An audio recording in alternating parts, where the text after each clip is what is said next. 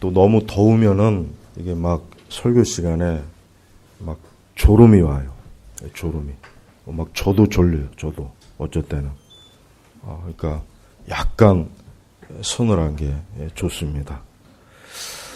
자, 제가 가만히 생각해 보니까 이 종말에 대한 설교는 제가 별로 많이 못한 것 같아요. 가만히 생각해 보니까 개혁주의 목회자들은 맨날 구속, 맨날 그것만 갖고 설교하죠. 맨날 회심, 구속. 그거 아니면 아주 설교할 주제가 없는 것처럼 설교한단 말이에요. 그게 문제예요, 그게. 또 어떤 교파는 맨날 그 종말에 대한 설교하고, 또 어떤 분은 맨날 그 막 병 고치는 거. 이렇게 이 사람이 이게 음식도 이 골고루 먹어야 되잖아요. 사실은. 물론 저부터 절대 그렇지 않지만. 근데 사실은 골고루 먹어야 이게 몸에 이 건강에 유익하거든요. 이 말씀도 마찬가지. 말씀도 이 성경의 전체 교리를 이렇게 골고루 해야지.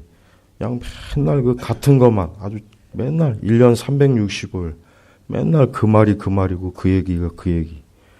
그러면은 이게 신앙이 이 정상적인 신앙이 안 되는 거예요. 맨날 방언에 대한 설교, 맨날 은사, 맨날 성령 받는 거. 그러니까 그런 설교만 맨날 듣다 보면은 그쪽으로만 이게 귀가 열리지 다른 쪽으로는 이 귀가 닫히는 거예요. 그러니까 우리가 이 올바른 신앙은 성경을 균형 있게 전체적으로 이렇게 사실은 설교를 해야 그게 좋은 겁니다. 그러니까 절대 어느 한쪽으로만 이게 막 집중하면은 그런 신앙이 불균형, 반드시 문제가 생기는 거예요. 그 인터넷 유튜브에 들어가면은 대부분의 그 종말론이 거의 대부분 세대주의예요, 세대주의. 아주 참 이 세대주의는 그렇게 이게 아무리 그 세대주의가 잘못됐다고 얘기해도 좀처럼 그게 안 벗어나요. 그래서 이 세대주의에 대해서 좀 바르게 요걸 좀 다뤄야 되겠구나. 왜냐하면 우리 한국교회도 거의 종말로는 다 세대주의입니다. 맨날 7년 대환란, 이스라엘의 제3성전이니 뭐니 그냥 그 유튜브에 보면 얼마나 그런 그 영상들이 많은지 그거에 그냥 이렇게 쇠뇌가 돼가지고 다른 그 올바른 그 종말, 이 성경의 종말론이 잘 안 들어가요. 그 레프트 비하인드라는 책이 있습니다. 그게 이제 미국에서 출간된 책인데 우리 한국어로도 번역이 되어 있어요. 우리 한국어로 12권 번역이 되어 있어요. 12권짜리. 저도 그 서재에 있습니다. 그 책이 미국에서 한 6,500만 권이 팔렸어요. 6,500만. 그래서 혹 여러분이 주변에 미국 사람 아는 분이 있으면 너 레프트 비하인드 알고 있느냐 그러면 아마 다 안다 그럴 거예요. 나 그거 알고 있다. 나 그거. 이 레프트 비하인드가 굉장히 막 그 책도 베스트셀러가 되고, 그다음에 영화로도 나왔어요. 영화. 니콜라스 케이지가 찍은 건데 얼마나 영화를 잘못 만들었는지 그 영화 있는지도 몰라요. 완전히 그냥 그 인류 배우를 완전히 망치려고 한 거. 내가 볼 때는 감독이 의심스러워. 감독이. 근데 그 영화가 잘못 만들어진 게 진짜 잘 된 거예요. 그렇지 않아도 이 세대주의 그 종말론에 그냥 다 오염이 돼 있는데 그 영화가 만약에 잘 만들어졌으면 얼마나 더 이게 예를 들면 다빈치 코드 같이 막 잘 만들어졌으면 큰일 날 뻔하잖아요. 아주 하나님께서 참 그 영화를 아주 폭망하게 하신 것 참 섭리예요, 섭리. 그 다음에 그 1976년도에 그 나온 책, 진짜 유명한 책이죠. 그 할 린제의 그 휴거란 책이 있어요. 이 책은 정말 유명해요. 저도 고등학교 때 읽었어요. 그러니까 저도 이 책을 읽고 저도 이 세대주의 종말론을 저도 신학교 가기 전까지 세대주의 종말론이 여전히 이게 호의적으로 이게 박힌 이유가 이 할 린제의 휴거란 책을 읽어서 그래요. 이 책은 진짜 지금도 많이 읽어요. 지금도. 근데 우리가 이제 알아야 될 게 뭐냐면, 이 세대의 종말론의 가장 잘못된 점이 뭐냐면, 첫째는 환란 전 휴거를 말하는 거예요. 이건 절대 잘못된 거예요. 절대 그렇지 않습니다. 제가 지난 시간에도 그랬죠. 신자는 마지막 때 반드시 환란을 겪어요. 7년 대환란이고 뭐고 그런 거 없어요. 그런 거 없고 뭐 전 3년 반이니 후 3년 그런 거 없어요. 그러니까 일단 그거부터 깨야 돼요. 절대 그거 없다는 거. 그러니까 앞으로 이제 어디 가서 종말론 뭐 영상을 보나 설교를 들을 때 책을 볼 때 뭐 7년 7년 대환란 뭐 전 4년 후 3년 이거 나오면 무조건 그건 X. 무조건 X래. X. 그다음에 환란 전 휴거 이것도 역시 어때요? 무조건 X예요. 요 두 가지만 잘 이해하고 있어도 일단 종말론에 대해서 그릇되지 않을 겁니다. 신자는 반드시 환란을 겪습니다. 환란을 겪어요.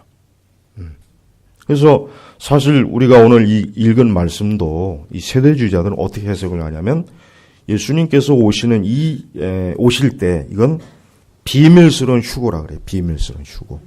비밀스러운 휴거.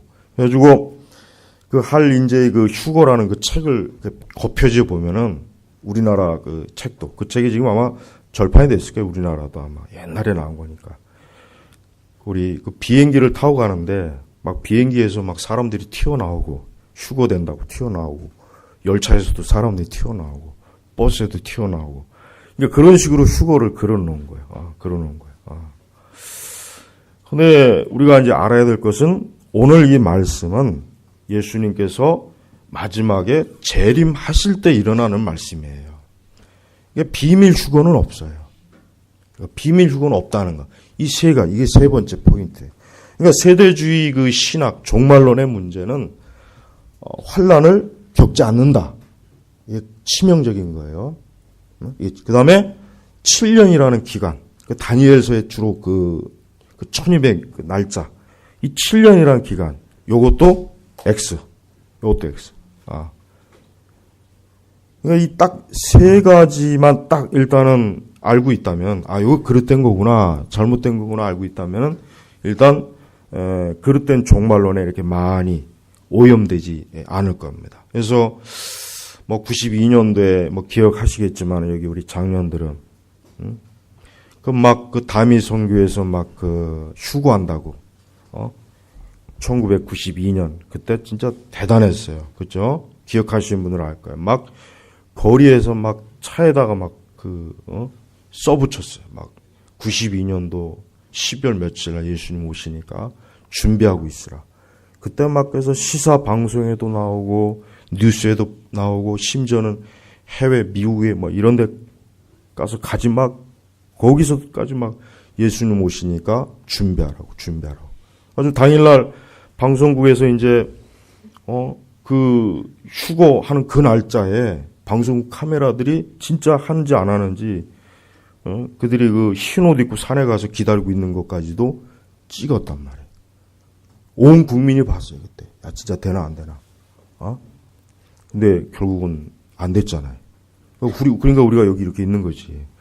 됐으면 뭐 우리가 지금 여기 이렇게 있을 이유가 없잖아요. 차라리 그때 됐으면 좋을 뻔했어요 아주 그냥. 근데 그 다미 선교의 그 휴거도 결국은 이 세대주의 종말론에 기초한 거예요. 그러니까 이 세대주의 종말론은 문제를 너무 많이 일으켜요. 아주 끊임없이 거기서 또 아류들이 또 나와요. 그러니까 절대 예수님께서 오실 때는 공개적으로 오세요. 비밀리 오실 일이 없어요. 공개적으로 오셔요. 모든 사람이 볼 수 있도록. 이 지구상에 있는 모든 사람이 볼 수 있도록 예수님 오시는 거예요. 그러면서 이제 오늘 이 말씀이 사실은 보통 이제 이 말씀이 이제 휴거 본문으로 많이 이제 이 증거 본문이란 말이에요. 16절은 뭐라 했습니까? 주께서 호령과 천사장의 소리와 하나님의 나팔 소리와 함께 친히 하늘로부터 내려오실 것이니. 자, 이때 모든 지구상에 있는 사람들이 다 보는 거예요. 모든 지구상, 그러니까 거기서 있는 사람들은 예수님을 믿는 사람이나 믿지 않는 사람 모두를 얘기하는 거예요. 모두. 믿는 사람에게만 비밀리 이 땅에 살짝 오셔갖고 데려가는 게 아니라 정말 공개적으로 이 지구상에 있는 모든 사람들이 호령, 천사장의 소리, 하나님의 나팔 소리, 옛날에 왕이 오기 전에 항상 그 왕의 시종들이 왕이 온다는 걸 미리미리 그 왕의 그 가는 길 훨씬 앞서서 왕이 온다는 것을 알리잖아요. 지금 마치 그 형식이에요. 그러니까 예수님이 다시 오실 때는 어떻습니까? 진짜 주께서 호령, 천사장의 소리, 하나님의 나팔 소리, 이게 들리는 거예요. 이게 들려요. 근데 우리가 이 말씀을 읽을 때는 정말 그럴까? 진짜 그럴까? 그런 의심이 들 거예요. 당연히 들죠. 왜? 우리는 이런 말씀을 경험해 보질 못했잖아요.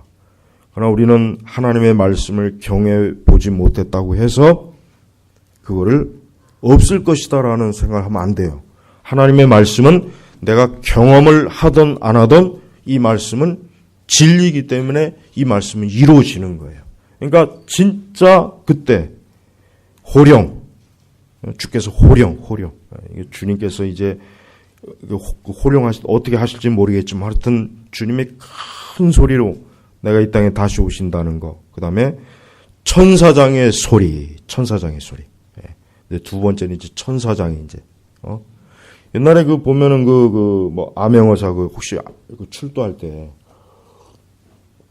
보면 춘향전에서 그러잖아요. 춘향전에서 이도령이가 막 이제 오기 전에 먼저 그 시종들이 막 암행어사 출도해가지고 막 몽둥이 들고 막 무조건 막 들고 와서 막 다 두들겨 패고, 그 다음에 이제 왕이 암행어사가 그 자리 관원에, 그 동원에 딱 자리. 꼭 그거 생각하면 될 것 같아요. 그러니까 이 마지막 때 주님께서 오실 때, 굉장히 그 천사장의 나팔 소리, 주님의 호령이 온 지구상에 가시적으로 실제로 우리가 듣고 볼 수 있도록 먼저 그 현상이 나타나는 겁니다. 그래서 그리스도 안에, 그리고 난 다음에 이제 그리스도 안에서 죽은 자들이 먼저 일어나고, 그리스도 안에서 죽은 자들이 먼저 일어나고. 그러니까 예수 그리스도를 믿는 성도들, 근데 먼저 앞서간, 이 세상을 떠난 성도들이 여기서 일어나는 거예요. 부활이에요, 부활. 일어난다는 거예요. 이게 첫 번째 순서고, 17절에 그 다음에 우리 살아남아 있는 자들이, 저는 이 말씀을 읽을 때마다 이 말씀이 우리 세대가 되면 얼마나 좋을까, 이 생각을 참 많이 해요. 이 말씀이 우리 세대가 되면 어떨까. 자, 예를 들면 지금 우리가 이렇게 예배를 드릴 때 정말 만약에, 그러니까 하나의 가정이란 말이에요. 하나의 가정. 주님께서 만약에 지금 오실 때 어떻습니까? 오실 때 막 주님의 호령, 천사장의 소리, 그다음에 그 하나님의 나팔 소리가 막 울리는 가운데 먼저 죽은 자들이 일어나고, 그다음에 뭡니까? 우리 살아남아 있는 자들이, 현재 우리가 어때요? 그들과 함께. 그러니까 먼저 그리스도 안에서 죽은 자들이 일어난 자들과 함께 어때요?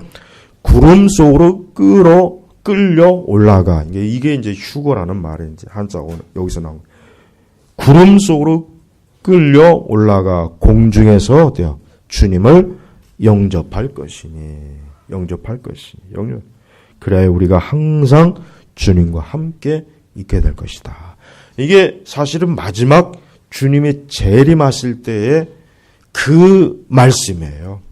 요 말씀이에요. 그러니까 사실은 종말론이 여러 가지 많은 그 학설이 있고, 또 종말론에 여러 교리적이 복잡하게 있지만, 우리가 일단 중요한 것은 성경에서 말씀하시는 것만 일단 이해하면 돼요. 그래서 마지막에 주님이 오실 때, 그때가 언제인지는 몰라요. 정말 내일이 될지 다음 달이 될지 내년이 될지 5년 후가 될지 10년 후 그거는 모르는 거예요. 그건 모르지만 어쨌든 주님이 이 땅에 오실 때는 이러한 큰 가시적인 모습으로 어때요? 주님이 오신다는 걸 세상의 모든 사람들이 다 보게 하는 거예요. 응? 우리 성도님들 이 말씀을 믿습니까? 이 말씀 믿어야 합니다. 이 말씀은 꾸며낸 말씀이 아니에요. 이 말씀은 하나님께서 우리에게 주신 성령께서 계시하신 말씀이에요. 그 다음에 우리 살아남아 있는 자들이 그들과 함께 구름 속으로 끌어올라가. 자, 우리가 지금 만약에 주님이 지금 오신다면 어떻게? 우리가 지금 구름 속으로 끌어올라가는 거예요. 끌어올라가는 거예요. 우리는 사실 이러한 말씀이 어떻게 이루어질지는 몰라요. 우리는 몰라요. 이걸 정확하게 우리가 설명을 할 수는 없습니다. 그러나 한 가지 분명한 것은 진짜 우리가 주님이 오실 때 어때요? 주님이 오실 때 이 말씀대로 우리가 구름으로 끌어올라가는 거예요. 한번 생각해 보십시오. 굉장히 저는 좋을 것 같아요. 너무 좋죠. 그렇죠? 얼마나 좋겠습니까? 죽음을 맛보지 않고 이 땅에서 내가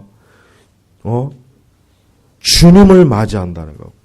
끌어올려가서 주님을 뵙는다는 거. 생각만 해도 얼마나 좋지 않습니까? 이게 이 하나님께서 이 데살로니가 전서에 이 말씀을 주시면서 뭐랍니까? 18절에 그러므로 너희는 이 말씀으로 서로 위로하여라. 왜 그랬습니까? 초대교회 성도들이 얼마나 핍박을 많이 받았습니까? 얼마나 고생을 많이 했습니까? 얼마나 힘듭니까?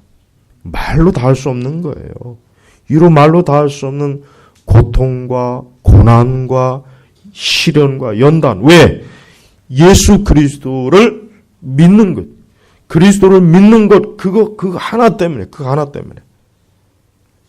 그러니까 하나님께서 우리 성도들, 그 당시 신약교회 성도들을 위로하기 위해서 바울을 통해서 이러한 말씀을 계시하신 거죠.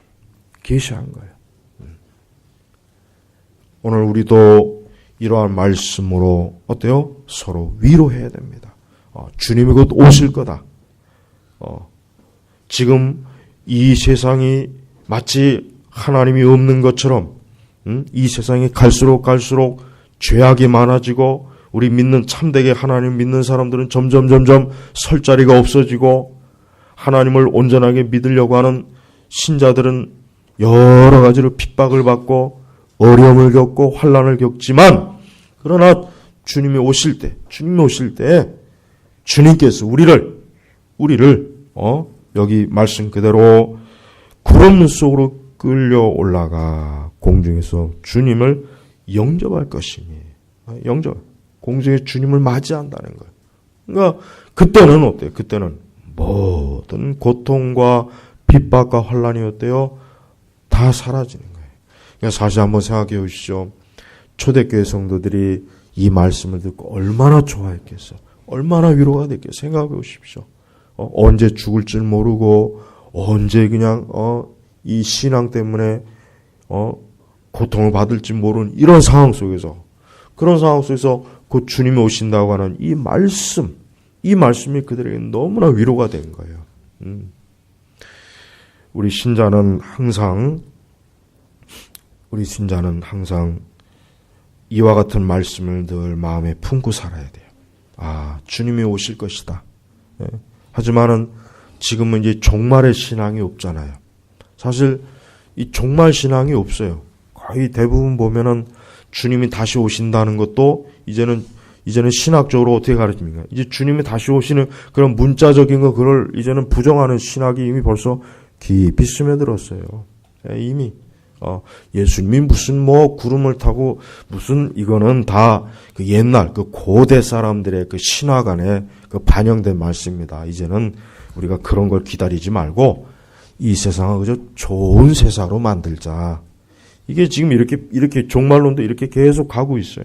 그러니까 실제로 이런 말씀을 믿으면 웃음거리가 됩니다. 웃음거리가 돼요. 아직도 그런 그 아주 초보적인 그런 근본주의적인 신앙에 너는 사로잡혀 있느냐? 그런 유아기적, 그런,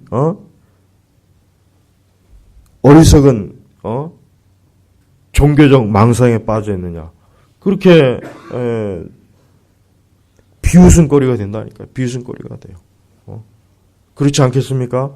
지금같이 이렇게, 이 세상의 문화에 잔뜩 취한 교회와 신자들에게 지금 이러한 말씀이 귀에 들려오겠어요?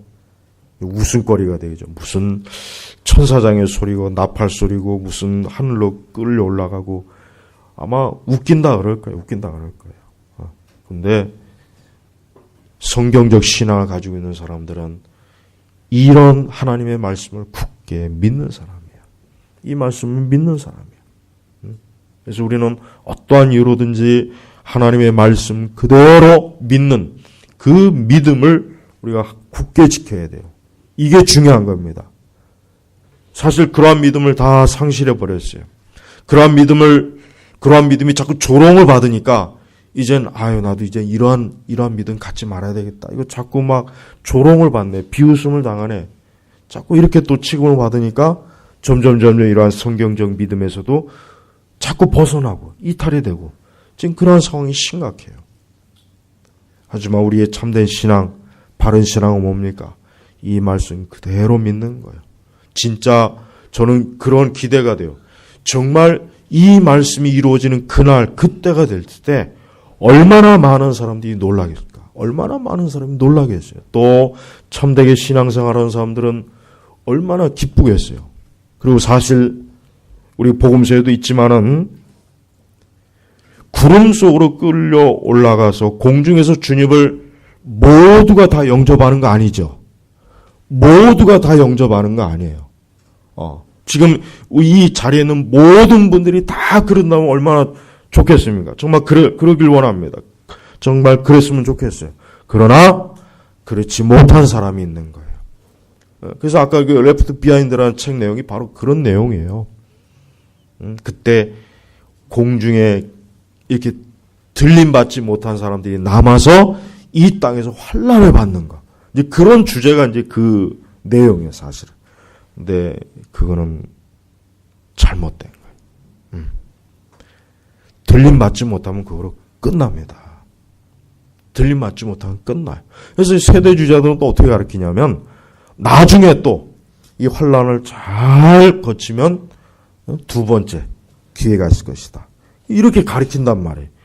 그러니 아무리 그 책은 재미있어도 흥미진진해도 어떻게 신학적으로 잘못됐어요. 그랬던 거예요. 이런 세대주의 신학을 가르친 데가 미국의 달라스 신학대학교예요.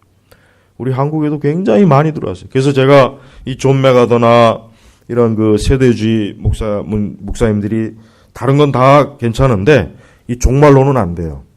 종말론은 잘못됐어요. 그릇됐어요. 그들의 종말론은 이제는 미천이 다 드러났어요. 처음에는 굉장히 그리고 사실은 이런 비밀스러운 이런 휴거는 어디에서 처음에 이게 나온 거냐면은 로마 천주교에서 나온 겁니다. 이 제수잇, 임마누엘 라콘이라고 하는 사람이 19세기에 이 제수잇 애들이 이 교리를 만든 거예요, 사실은. 그게 이제 다비를 통해 가지고 이게 개신교 안으로 들어온 거란 말이에요. 그러니까 그 뒤부터 이제 우리 그 개신교도들의 그 종말론은 이 세대주의가 거의, 우리 한국교회는 이 세대주의가 거의 다 접수해버렸어요. 우리 한국도 마찬가지. 미국도 거의 그럴 겁니다. 그러니까 이런 레프트 비하인드 같은 책들이 그냥 사람들이 읽을 땐 굉장히 재밌거든요. 누구는 올라가고 누구는 그 남은 상황에서 그 핍박을 하려는 자들을 피해서 온갖 그냥 아주 재밌는 스토리가 근데 완전 개뻥이에요. 완전히. 그래서 저는 가끔 이런 생각을 해요. 야, 이렇게 성경과 신학을 잘 이해해서 바른 걸 이해해서 이렇게 좋은 문학 작품을 이렇게 하면 참 좋은데 근데 보면 항상 그릇된 그릇된 신앙과 그릇된 신학들이 항상 보면 이런 걸로 사람들을 어떻게 오염을 시켜버려요. 오염을 시켜버려요. 그러니까 절대 그래 첫 번째 휴고 때는 내가 당첨이 못 됐지만 두 번째는 되겠지. 그러니까 그런 생각, 그것도 잘못된 거예요. 여기서 이제 분명히 구름 속으로 끌어올라가 공중에서 주님을 영접할 것이다. 이것으로 끝입니다. 자, 그 뒤에 말씀에 또 두 번째 기회가 있을 것이니 준비해라. 이런 말씀이 없잖아요. 그래서 왜 세대주자들이 이걸 비밀 주고로 왜 자꾸 이걸 주장하냐면 두 번째, 그 패자 부활전을 또 만들어야 되니까. 그러니까 사실은 세대주의 그 종말은 진짜 웃기는 거예요. 가만히 보면은 이건 말도 안 되는 거라면 말도. 근데 그게 사실은 우리의 본성에 딱 맞는 거예요. 딱 맞는 거예요. 재밌거든. 재밌고 흥미진진하고. 근데 성경은 전혀 그런 내용이 없어요. 그러니까 절대 그 세대주의 그 종말론에 절대로 오염 그런 절대 속으면 안 됩니다. 그거 미혹이라며. 그것도 미혹이라고. 그 제수의 교회들이 그 만든 거란 말이에요. 그러니까 지금 예수 그리스도를 영접하지 않는 사람은 주님이 실제로 지금 이 시간 오신다고 해도 그는 남겨지는 거예요. 멸망하는 거예요. 두 번의 기회는 없어요. 또 기회가 있겠지? 아니에요. 없어요. 환난을 잘 넘기면 또 하나님께서 구원하시겠지. 그게 행위구원이잖아요. 그게 행위구원이잖아요. 우리는 예수 그리스도를 믿음으로 구원받는 거지 내가 환난을 잘 참는다고 해서 하나님 구원해 주시는 게 아니거든요. 그러니까 가톨릭 교리가 들어가 있지 않습니까? 보세요. 응? 그러니까 로마 가톨릭이 이 개신교의 그 교리를 오염시키게 만든 교리들이 많거든요. 많단 말이에요. 많이 들어와 있어요. 사실 20세기의 그 개신교나 이 오순절 은사주의도 마찬가지예요. 오순절 은사주의도 이게 로마에서 만든 겁니다. 그걸 잘 모르는 분들이 너무 많은데 그건 오순절주의자들도 몰라요. 그걸. 오순절 신학자들도 모르더라고요. 그 로마 카톨릭에서 만든 거예요. 오순절. 방언도 어디서 만든지 아십니까? 그 카톨릭에서 만든 거예요. 그러니까 개신교 안에 들어온 이 쓰레기 잡동사니 신학 대부분 어디에서 나온 거냐면 로마에서 나온 거예요. 로마. 그래서 로마를 우리가 성경에서 그러잖아요. 가장 더럽고 지저분한 곳이라고. 창렬하고. 그러니까 세상의 모든 더러운 게 다 어디서 나오느냐? 저 로마에서 나옵니다. 로마. 영적으로 저것은 저주받은 것이에요. 멸망할 곳이에요. 저것은 바벨론이에요. 근데 지금도 저기에서 더러운 것이 계속 솟구쳐 나와요. 계속 솟구쳐 나옵니다. 계속. 근데 이런 저런 더러운 이 오물, 저런 바티칸이 온 세상의 더러운 꾸정물을 분출시키는 아주 원산지. 그래서 천주교는 멀리해야 돼요. 천주교는 절대 가까이 하면 안 돼요. 일체 그들하고는 그 어떤 대화나 타협이든 교류가 있으면 안 된단 말이에요. 근데 정신 나간 너무나 많은 목회자들이 그냥 아무 생각 없이 하긴 뭐 천주교 신학을 알아야 뭘 그게 옳고 그른지 이해를 하죠. 모르잖아요, 그것도. 그러니까 사람은 뭐든지 간에 무식하면 당하는 거예요. 영적인 것도 마찬가지예요. 영적으로도 알지 못하면 마귀에게 속는 겁니다. 그러니까 속으면 안 돼. 우리는 속지 않기 위해서 그래서 디모데서 뭐라 했습니까? 열심히 하나님의 말씀을 분별해. 공부하라 그랬잖아요. 열심히. 열심히 하나님의 말씀을 공부 안 해요. 말씀에 까막눈들이니까 어디서 뭘 듣고 보면 그것이 옳은 줄 알고 분별을 못하니까 거기에 다 속아남은 거예요. 자, 그러면은 아직 주님이 이 땅에 이렇게 오시지 않았습니다. 그럼 어떻게 되겠습니까? 5장 1절부터 보면은 우리 같이 읽겠습니다. 형제들아, 때와 시기에 대해는 너희에게 쓸 것이 없으니. 자, 쓸 것이 없다. 여기서 쓸 것이 없다는 얘기는 때와 시기는 우리가 다른 문제가 아니라 이거. 심지어 사도조차도 모른다 이거예요. 난 모른다. 바울 사도가 삼춘전까지 갔다 온 분인데도 때와 시기는 모른다. 쓸 것이 없다 그래서 없다. 왜 없습니까? 계시를 안 해주셨으니까. 만약에 계시를 해주셨으면은 앞으로 언제쯤 오실 것이다라고 분명히 썼을 텐데 쓸 것이 없다. 하나님의 계시가 없다는 거예요. 근데 하나님의 계시가 없는 걸 왜 자꾸 92년도에 언제 온다. 근데 이게요, 웃기는 거는 뭐냐면 지금도 또 누가 나와가지고요, 야, 앞으로 몇 년 뒤에 또 주님 오실 거다. 그렇게 나팔 불면요, 또 속습니다. 또 속아요. 안 속아요? 다 속아요. 아, 또 오겠구나. 아, 또 그 거짓된 예언을 속아서 또 흰옷 입고 소복 입고 또 산에 들어갈 사람들이 굉장히 많습니다. 이게 참 안타까운 일이에요. 속는다니까요. 아니, 쓸 것이 없다 그랬죠. 아니, 바울 사도 같은 사람이 쓸 것이 없다 그랬으면 그것으로 딱 결론을 내야지. 왜 거기다 대고 또 몇 년 계속 나와요. 안식교 놈들은 아주 잡놈들이에요. 그것들 아주 예수님이 온다는 말을 너무나 많이 사기를 쳤어. 하다 안 되니까 나중에는 1970년대인가 이제 왜 안 오냐니까 몰래 왔다 갔다. 하도 이제 이게 하도 안 되니까 나중에는 몰래 왔다 갔는데 이제 그게 이제 이게 우리가 몰라서 그런 거다. 이미 왔다 갔다. 몇 년 전에. 안식교도 2단이에요. 2단. 안식교도. 요즘 이 안식교도 안식교는 제가 알기에는 안식교는 한 10여 년 전부터 번성한 것 같아요. 안식교는. 예전에는 안식교가 그렇게 번성을 안 했거든요. 이제 언젠가부터 여러분 그 유튜브에 들어가면은 로마 천주교 배도 배교 다루는 자료들 거의 다 안식교에서 나온 자료예요. 그거 모르고 얘네들이 바른 걸 얘기하고 나서 거기 쓱 들어가서 설교 듣다가 다 속아 넘어가요.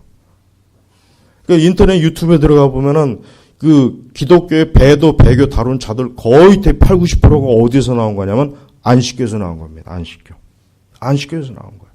이런 일반 교회들이 이런 배도 배교를 안 다루니까 그런 메시지를 어디 가서 들으면은 굉장히 근데 옳은 것도 많아요. 다 틀린 말을 하는 게 아니에요. 마귀는 항상 이 100% 중에 이 99%는 참된 말을 하지만 단 1%를 거짓을 섞는 거예요. 그걸 통해서 마귀는 코를 꿰거든요. 그러니까 이 안식교가 이 유튜브의 방송에 보면은 그 방송이 있어요. 그거 보면은 그다음에 그 생의 빛 이런데 SOS TV 이런 데 있어요. 그거 다 안식교란 말이에요. 거기 보면요, 진짜 그 배도 배교에도 정리를 잘 해놨어요. 아주 좋은 자료 굉장히 많습니다. 그런데 결국은 토요일 안식교 가르치고 안식교 교를 결국 주입을 시켜요. 그다음에 마지막 세계 정부니 비트코인이 이런 걔네들 아주 그런 거 다루는데 아주 선수들이에요. 선수도 너무나 잘 뛰어나요. 근데 결국은 또 삼천포로 빠져요. 그러니까 그런 걸 잘 분별해야 돼요. 그걸 모르고 그냥 또 거기 메시지 듣다가 결국 거기로 홀딱 빠져간 사람들도 많습니다. 그러니까 안식교 자료를 조심해야 된다. 조심해야 돼요. 우리 카페는 저걸 다 제가 정리해 놨어요. 그 안식교 자료 두고 조심해야 된다고. 그러니까 쓸 것이 없다 그래서 끝이에요. 무슨 날짜고 뭐고 다 필요 없어요. 주님이 오실 때가 되면 주님이 오시는 거예요. 그걸 날짜를 그래서 기록을 안 한 거예요. 자, 근데 2절에 보니까 이는 주님의 날이 밤에 도둑같이 올 것을 너희 자신이 자세히 알기 때문이다. 그러니까 초대교회 성도들은 주님이 오실 때 여기 밤에 도둑같이 온다는 거를 잘못 해석을 한 사람들은 이 말씀 때문에 이게 비밀 주고를 요 말씀을 가지고 하는데 그 말이 아니라 밤에 도둑같이 온다는 것은 뭐냐면 이 세상이 죄와 쾌락과 정욕에 취했기 때문에 주님이 오시는 거를 인식을 못 한다는 거예요. 그 얘기지 주님이 몰래 왔다 갔다 5년 전에 몰래 왔다 갔는데 우리가 모르는 것뿐이다.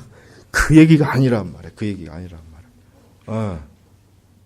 그러니까 밤에 도둑같이 온다는 것을 이미 초대교회 성도는 알고 있어요. 그러니까 항상 어떻게 합니까? 어떻게 되느냐? 6절에 그러므로 우리는 다른 이들처럼 잠자지 말고 깨워서 정신을 차리라. 어떻게 하냐? 3절에 보니까 그들이 평안하다 안전하다 할 때 임신한 여인에게 해산의 고통이 이르듯이 파멸이 갑자기 그들에게 닥칠 것이니 그들이 결코 피하지 못할 것이다. 그러니까 이 세상은 죄와 영적인 무지와 영적인 그 악한 죄악 때문에 평안하다. 육신의 정욕에 취한 거예요. 그러니까 뭐 주님이 오는지 말든지 가든지 말든지 나하고 뭔 상관이냐. 이게 멸망의 그 징조가 보이는 거예요. 멸망의 징조예요. 그래서 파멸이 어때요? 갑자기. 이 성경에서 보면은 항상 성경은 하나님의 진노와 재앙은 갑자기 옵니다. 그러나 영적으로 깨어있는 성도들에게는 절대로 갑자기 임하지 않습니다. 왜? 항상 영적으로 정신을 차리고 깨어있기 때문에 갑자기 오는 게 아니에요. 언제든지 준비가 되어 있는 거예요. 주님이 지금 오셔도 나는 내 믿음의 준비가 되어 있고, 주님이 지금 오셔도 나는 그리스도의 복음 안에서 나는 이미 구원받은 사람, 거듭난 사람이기 때문에 언제 오셔도 되는 거예요.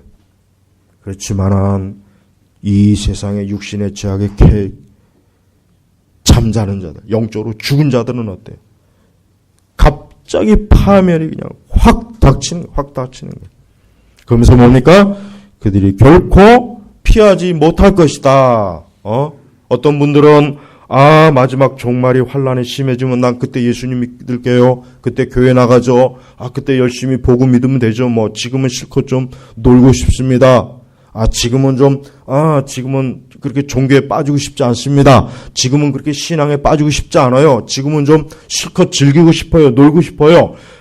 마지막 때 환란의 징조가 오면은 그때 믿죠. 근데 그게 안 돼요. 그들이 결코 피하지 못한다. 했어요. 그러니까 절대 하나님께서는 심판의 그물에서 이렇게 아니라고 영적으로 자고 있는 사람 절대 못 피하게 만들어봐요. 다 잡아봐요.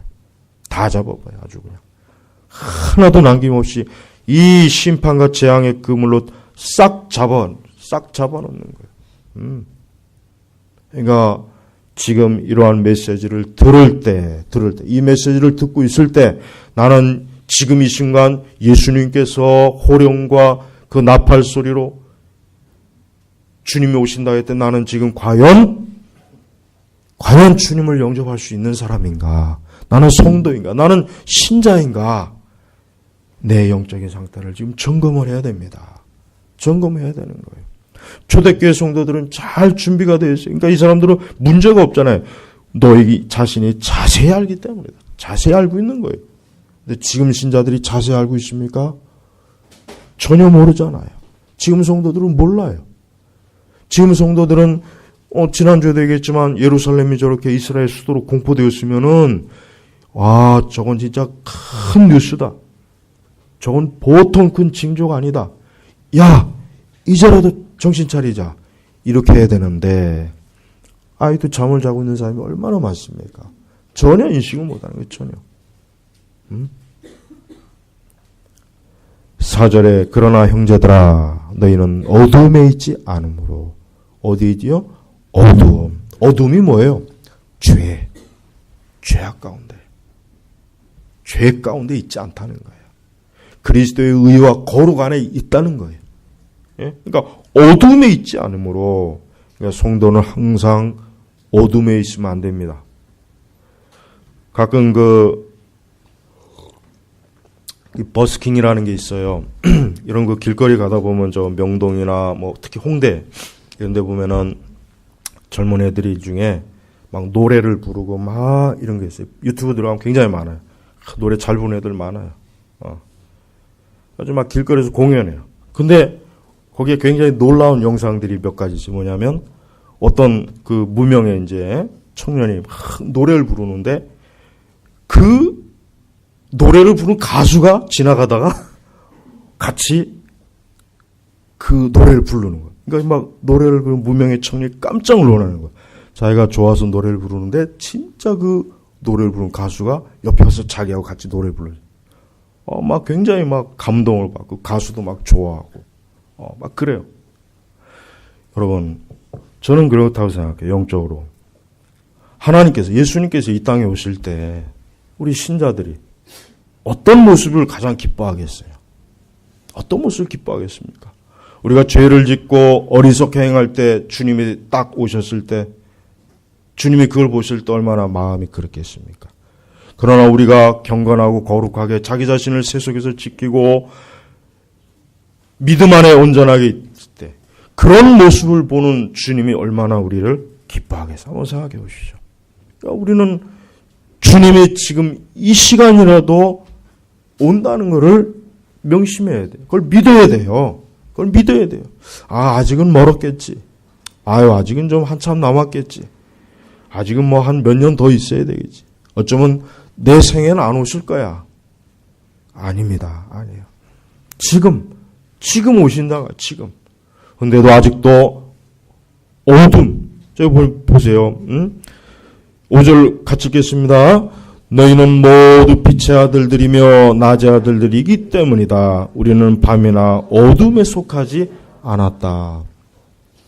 예수 그리스도를 믿지 않는 사람은 다 밤에 어둠에 속한 거예요. 마귀의 자녀예요. 그들에겐 소망이 없어요. 생명이 없어요. 그러니까 빨리 그리스도를 믿어야 돼요. 빨리 예수 그리스도를 나의 구주로 믿어야 되는 겁니다. 그리고 빨리 그 어둠과 밤에서 나와야 돼요. 예. 어둠과 밤은 좋은 게 아니에요. 왜? 우리는 빛의 아들들. 대체로 이 죄악은 밤에, 어둠에 죄가 많이 져요. 캄캄하니까, 보이지 않으니까, 자기 자신을 숨길 수 있으니까 죄가 많이 나타나는 거예요. 그래서 6절에 우리 같이 읽겠습니다. 그러므로 우리는 다른 이들처럼 잠자지 말고 오직 깨어서 정신을 차리자. 여기서 다른 이들. 그러니까 깨어서 정신 차리지 않는 이들이 있는 거예요. 이 사람들이 지금 뭐 하고 있겠습니까? 밤이나 어둠에 빠져갖고 거기에서 육신의 정욕과 이 세상을 사랑하고 거기에 마음껏 거기 취해 있을 거 아니에요. 이생의 자랑, 육신의 안목, 온갖 정욕, 죄악, 오직 그저 자신의 그저 육적인 것에만 그냥 온통 빠져 있고, 예?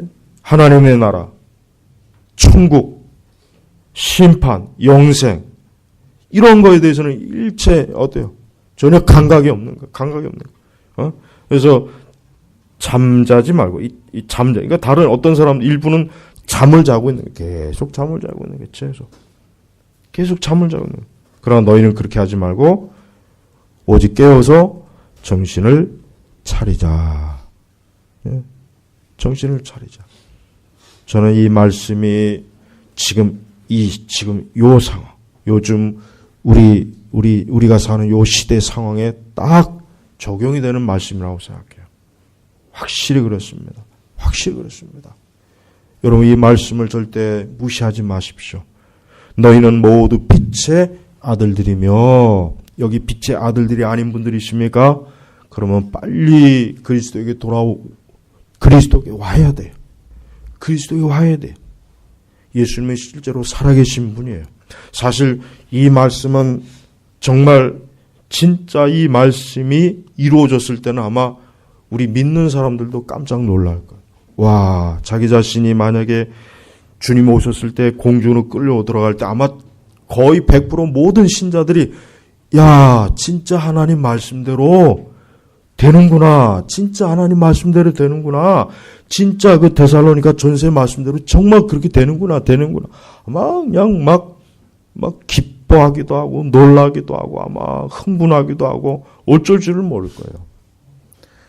그러나 그 영광스러운 자리에, 생명의 자리에 참여하지 못한 사람들은 남아있을 때 어떻게 되겠습니까? 한번 생각해 보십시오. 여기 이제 오늘 우리가 이렇게 있어요.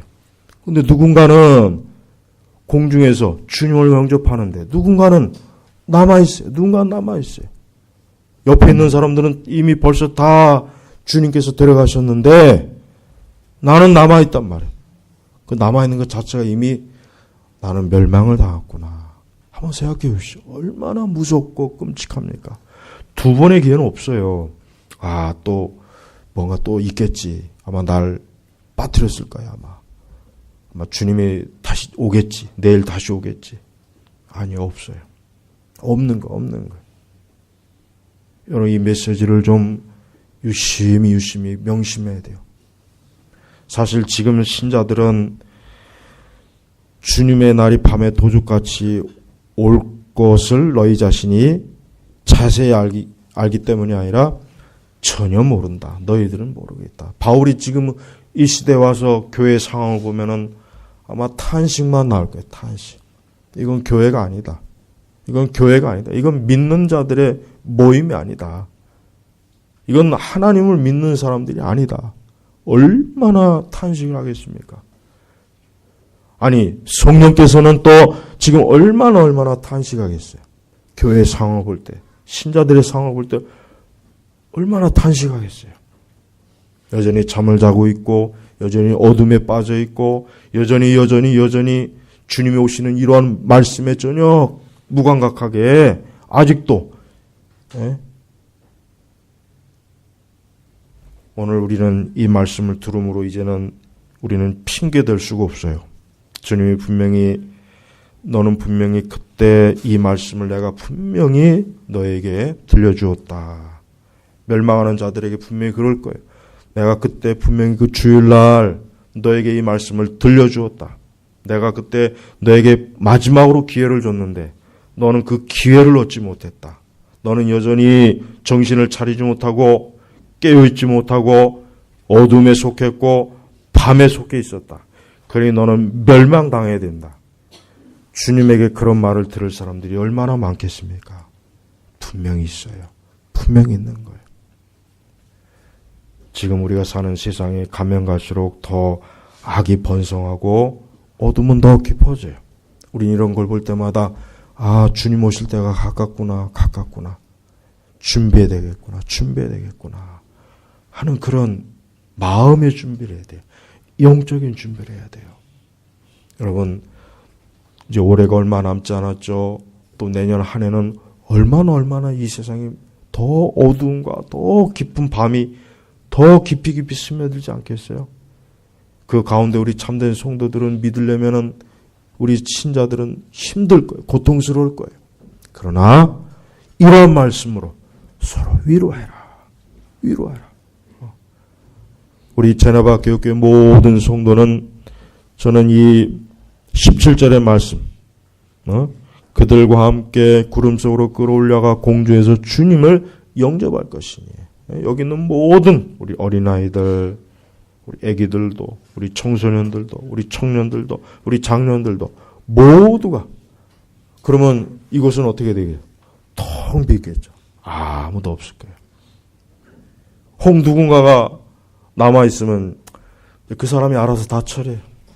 청소도 혼자 다 하고 밥도 혼자 다 해먹고 우리는 영원히 천국에서 영생을 누릴 거니까. 여러분 모두가 주님을 공중에서 영접하시길 주의 이름으로 축복합니다. 기도하겠습니다. 하나님 아버지 감사합니다. 하나님의 이 말씀을 절대 농담으로 듣지 말고 절대 이 말씀을 흘려듣지 말고 오늘 이 말씀을 우리의 심령에 깊이 엄숙하게 새겨서 이 말씀을 참으로 우리 세대에 체험할 수 있는 은혜를 우리가 받기를 원합니다. 감사하며 주 예수님의 이름으로 기도 올렸습니다. 아멘.